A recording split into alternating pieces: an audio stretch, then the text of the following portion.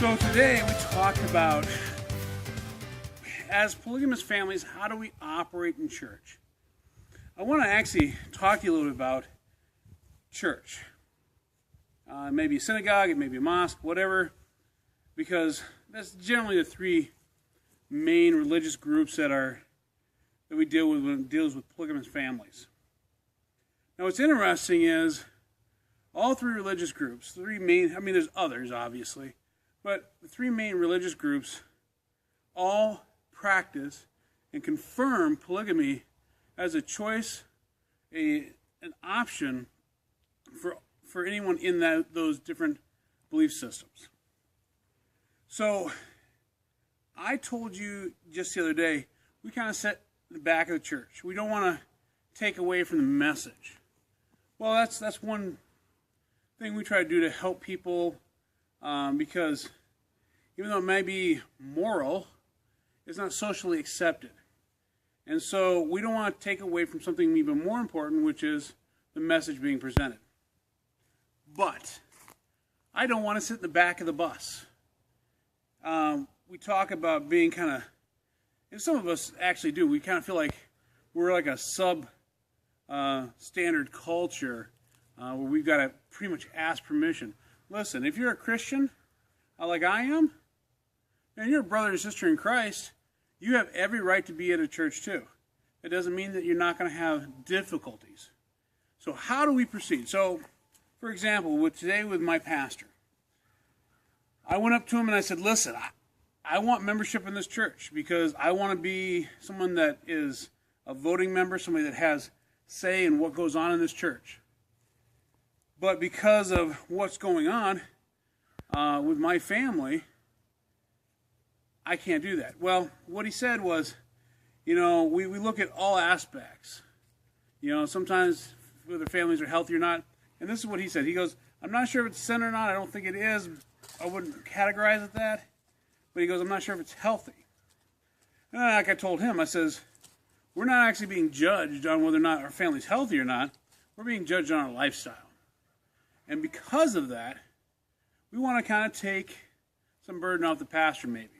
So maybe the pastor has the final decision on his congregation, whether or not you can become a member or not. Maybe he doesn't have that decision, and you got to go above him, and not because you're trying to go over his head, but you're trying to go through the chain of command. So I asked him today, I says, so just to take some pressure off of you, what do I have to do? What chain of command do I have to go to next to kind of see if we can't get membership? And he goes, I never thought about that. He goes, let me make some inquiries, and he'll make that decision. Because I told him, I says, we're not doing anything sinful, and we're not doing anything that's immoral. So why can't we have membership in the church? Now, he made it very clear that the reason we don't have membership in the church is because we're polygamous. So now he asked me a couple other questions. And you got to remember, my pastor, he's about keeping men accountable, and I like that. He asked me, he says, well, I just want to make sure that, I've asked you this question before, but how are you providing for your family? He wanted to know if I was on welfare. This also brings up another topic we'll talk about later in other editions. We've talked about it before. As polygamists, we need to do it 150% better. That means we got to be smarter. That means we got to work harder. We got to provide for our families better. We should be a source of help for people, not a source of taking from people or taking from the system or taking from the government. That does not mean that if you're legitimately hurt or you legitimately can't work for whatever reason, you do, let me really specify, you do use the services that you paid for.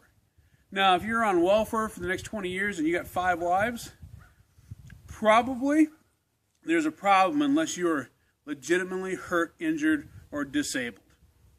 So as polygamists, we need to do it better. So they're not questioning whether we can strip away everything and hit the center most thing is polygamy a lawful act within the church? And obviously, most of us that are watching that have any kind of spiritual background, we know that it is. So as we talk more about this topic, we're looking for anybody that has some new ideas, some fresh ideas, some experiences that we may have not had, or we just want you to start interacting with us. Because honestly, if you're a polygamist and you're hiding, or you're separating your guys' self from church, honestly, guys, we need to be bold. We need to be strong. We need to be a lot more straightforward people. That doesn't mean we have to be, over the top and pushy, but we just need to stand our ground where we're at. We're families, we're good families, and they need to know that. But we need to do it better. So until then, until I hear from some of your comments, this is Gene KF with Polygamy HQ. God bless and have a great day.